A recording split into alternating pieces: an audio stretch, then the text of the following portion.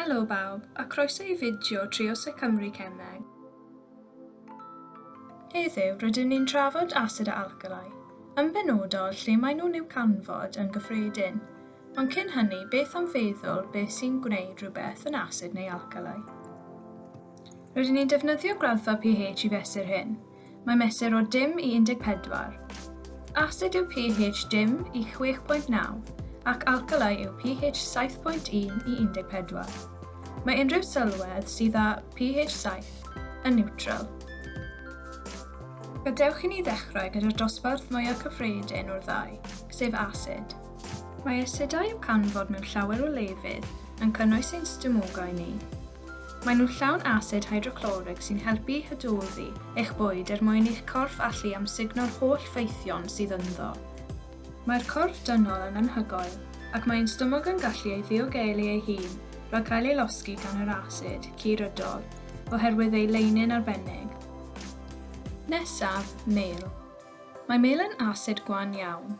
A'r asidroedd hwn yw un o'r nodweddion yn ei gyfansoddiad sy'n golygu nad yw mel yn troi'n ddrwg. Mae hyn yn gweithio oherwydd bod yr asidroedd yn lladd y bacteria sy'n ceisio tyfu ar y mel. Mae rai potiau mel a gladdwyd filoedd o flynyddoedd yn ôl, gyda ffyroiad o raif, yn dal yn fwytadwy heddiw oherwydd nodweddion gwrthfeicrobaidd mel. Mae asid mewn diodydd pefriog hefyd. Mae bron pob diod pefriog yn cynnwys asid carbonig, ffosfforig a citrig. Y rhain sy'n gwneud i'r ddiod befrio, ac ychwanegu llawer o'r blas. Yn anffodus, maen nhw'n hefyd yn gallu achosi I enamel y dannedd feddalu, os yw bobl yn yfed gormod o diodydd pefriog, a all arwain at broblemau iechyd difrifol fel prydredd dannedd. Yr enghraifft olaf o asid yw'r batri mewn cerbyd petrol neu ddiesel traddodiadol, nid y rhain sydd mewn ceir trydan. Mae'r batris hyn yn cynnwys asid sylffwrig, sy'n elfen hadfodol I wneud i'r batri weithio. Nesaf, alkalïau, sef y gwrthwyneb cemegol I asid. Yr enghraifft gyntaf o alkalïau yw rhywbeth sydd gan lawer ohonoch chi yn eich cartrefi, sef sebon. Mae bron bob glanedydd, sebon, a hyd yn oed ganydd yn alkalïau. Natur alkalïau'r gynhyrchion hyn yw hyn sydd yn lladd microbau fel bacteria a feirwsiau, ond gallen nhw fod yn galed ar ein croen.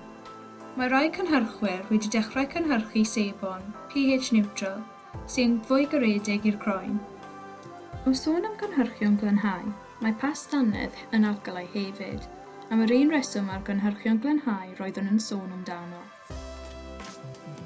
Mae'r alkalïau hefyd yn atal yr asid mewn bwyd a diod rhag hydoddi'r gorchydd yn aml ar ein dannedd ac yn helpu I gywiro diffrod hwnnw. Mae'n methu treisio tyllau, ond gall ei hatal rhag ffurfio.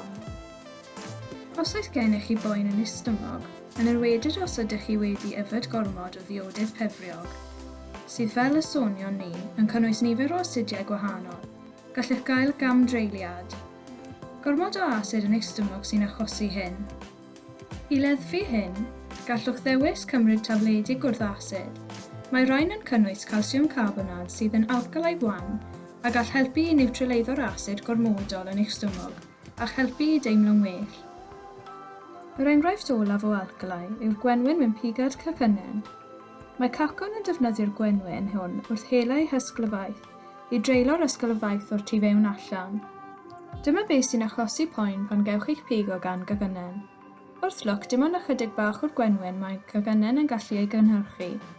Felly, oni bai bod gennych alergedd I gacwn, dylech chi fod yn iawn, ond mae pigadau gwenwyn i'r gwrthwyneb yn asid.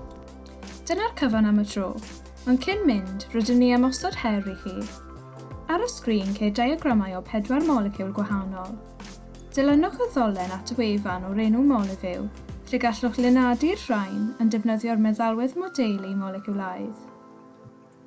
Yna, defnyddiwch eich ddelweddau cyfrifiadurol I gwblhau'r cwis ar diwedd y fideo hwn. Dywedwch enw bob moleciwl wrthym ni, yr fformwla moleculaidd, ac a yw'n asid neu alkalï. Yn ein fideo nesaf ar asid a alkalï, byddwn yn trafod effeithiau asid a alkalï ar yr amgylchedd, a beth allwn ni wneud i'w hatal. Ond tan hynny, diolch am wrando, cymerwch ofal ac aroswch yn diogel.